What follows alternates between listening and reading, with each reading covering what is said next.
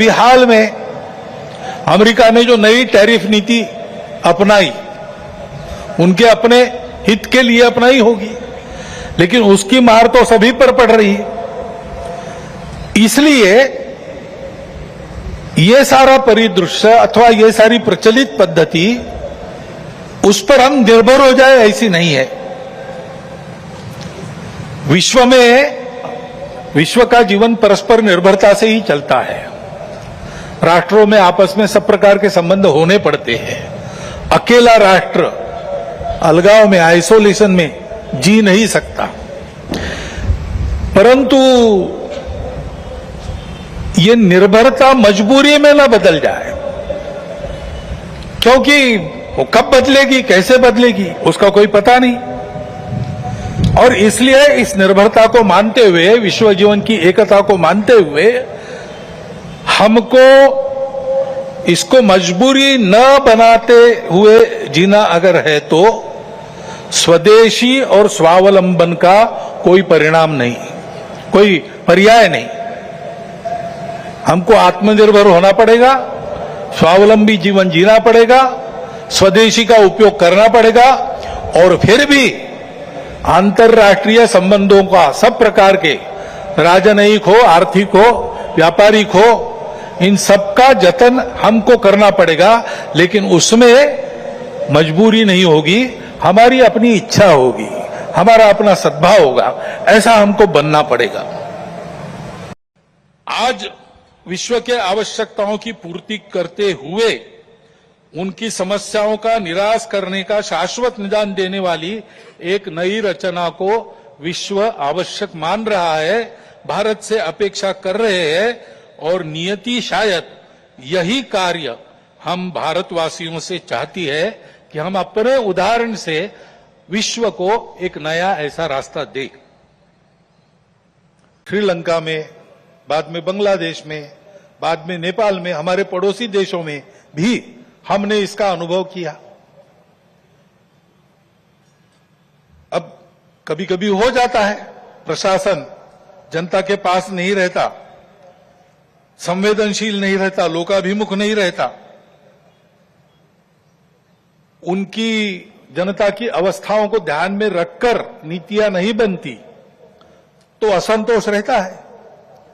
परंतु उस असंतोष को इस प्रकार व्यक्त होना, ये किसी के लाभ की बात नहीं है। अभी अभी प्रमुख अतिथि महोदय ने कहा, 25 नवंबर के भाषण की याद की, उसमें इस प्रकार के जो आंदोलन है जिसमें इतनी सारी हिंसा और विनाश होता है, डॉक्टर अंबेडकर साहब ने उसको ग्रामर ऑफ अनार्की कहा है। प्रजातांत्रिक मार्गों से भी परिवर्तन आता है, ऐसे हिंसक मार्गों से परिवर्तन नहीं आता है। एक उथल पुथल हो जाती है, लेकिन स्थिति यथावत रहती है। पूरे दुनिया का अभी तक का इतिहास देख लीजिए, जब से ये उथल पुथल वाली तथाकथित रिवॉल्यूशंस, क्रांतियां आई, किसी क्रांति ने अपने उद्दिष्ट को प्राप्त नहीं किया। राजा के खिलाफ फ्रांस की राज्य क्रांति हुई, उसका परिणाम क्या हुआ? नेपोलियन बादशाह बन गया, वही राजतंत्र कायम रहा। इतनी सारी तथाकथित साम्यवादी क्रांतियां हुई, सब साम्यवादी देश आज पूंजीवादी तंत्र पर चल रहे हैं, जिसके खिलाफ क्रांति हुई। ऐसे हिंसक परिवर्तनों से उद्देश्य नहीं प्राप्त होता है, उल्टा इस अराजकता की स्थिति में देश के बाहर की स्वार्थी ताकतों को अपने खेल खेलने का मौका मिलता है। और इसलिए हमारे पड़ोसी देशों में जो उथल पुथल हो रही, ये हमारे ही देश है, वे हमसे दूर नहीं है। कुछ वर्ष पूर्व भारत ही थे, हमारे अपने हैं। उनमें इस प्रकार की अस्थिरता उत्पन्न होना, ये हमारे लिए, हम केवल उनके पड़ोसी हैं इसलिए नहीं, वो सब हमारे अपने देश है, इसलिए चिंता का विषय है। हितरक्षण से भी ज्यादा ये जो हमारा आत्मीयता का संबंध है, अपनेपन का संबंध है, उसके चलते ये चिंता होती है। सौभाग्य से भारत की परंपरा है, वो सब प्रकार की विविधताओं का स्वागत और सम्मान और स्वीकार करती है। ये हमारी परंपरा है और इसलिए यद्यपि बाहर से विचारधारा आई होगी, हम उनको पराया नहीं मानते, अलगाव से नहीं देखते। हम सबकी विशिष्टताओं को, दुनिया में सभी विशिष्टताओं को मानते हैं, उनको स्वीकार करते हैं, उनको भी हमारी अपनी विशिष्टता है उसके दर्जे का ही मानते हैं, सम्मान देते हैं।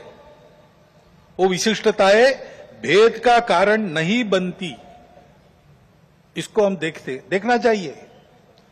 आज अपने देश में इन विविधताओं को भेदों में उभारने की कोशिश चल रही है। ये विविधताएं भेद का कारण नहीं बननी चाहिए। अपनी सब विशिष्टताएं अपने अपनी जगह ठीक भी है, परंतु ये सब होने के बाद भी हम एक बड़े समाज के अंग है। समाज, देश, संस्कृति और राष्ट्र के नाते हम एक ही है, हम अलग नहीं है, हम विविध भी नहीं है। विविधताएं तो भाषा, पंथ, संप्रदाय, खान पान, रीति रिवाज, रहने की जगह इसकी है। और इस एकता के चलते हमारा सबका आपस का व्यवहार सद्भावनापूर्ण और संयम पूर्ण रहना चाहिए। सबकी अपनी अपनी विशिष्टताएं हैं, उनकी श्रद्धाएं हैं, महापुरुष है, पूजा के स्थान है। मन वचन कर्म से आपस में इनकी अवमानना नहीं होनी चाहिए, इसकी चिंता सबने करनी चाहिए। किसी एक ने करने का यह काम नहीं है, उसके प्रबोधन की भी आवश्यकता है।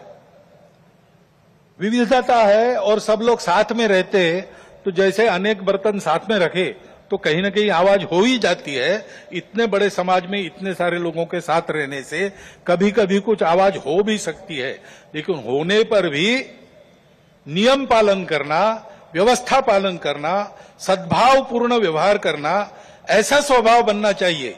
छोटी बड़ी बातों पर या केवल मन के संदेह पर कानून हाथ में लेकर रास्तों पर निकल आना, गुंडागर्दी, हिंसा करना, यह प्रवृत्ति ठीक नहीं। मन में प्रतिक्रिया रखकर अथवा किसी समुदाय विशेष को उकसाने के लिए अपना शक्ति प्रदर्शन करना, ऐसी घटनाओं को योजनापूर्वक कराया जाता है। उसके चंगुल में फंसना नहीं चाहिए। उसके परिणाम तात्कालिक और दीर्घकालिक दोनों दृष्टि से ठीक नहीं रहते। इन प्रवृत्तियों की रोकथाम आवश्यक है। शासन प्रशासन अपना काम बिना पक्षपात किए तथा बिना किसी दबाव में आए नियम के अनुसार करें, परंतु समाज की सज्जन शक्ति और युवा पीढ़ी को भी सजग और संगठित होना पड़ेगा। आवश्यकता अनुसार हस्तक्षेप भी करना पड़ेगा, क्योंकि ये अराजकता का व्याकरण है, इसको रोकना ही पड़ेगा।